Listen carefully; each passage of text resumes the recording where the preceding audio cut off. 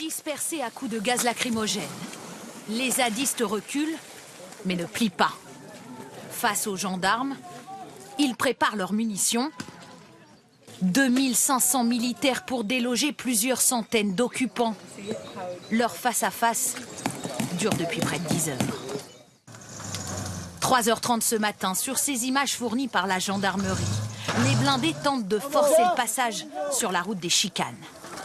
Semés de pneus et de véhicules en feu, les zadistes espéraient retarder leur progression.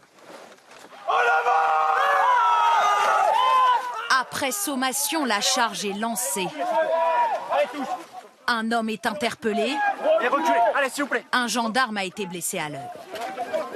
Malgré la résistance, les forces de l'ordre progressent dans la ZAD, investissent certains squats, déjà vidés de leurs occupants.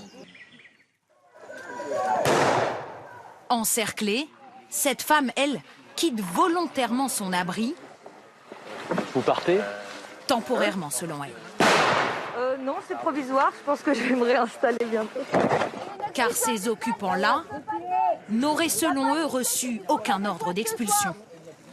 Ils vont vite partir, on a l'habitude. Ils font les marioles 5 minutes, puis ils reviennent.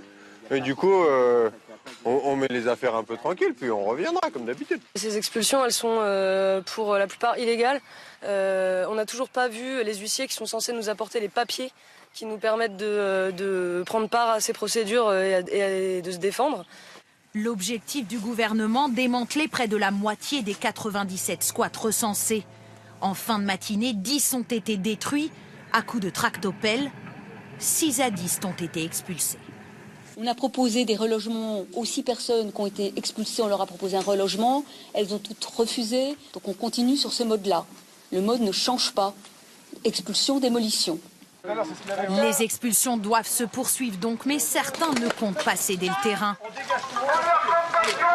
Dans la ZAD, ils seraient entre 70 et 80 à s'opposer frontalement aux forces de l'ordre.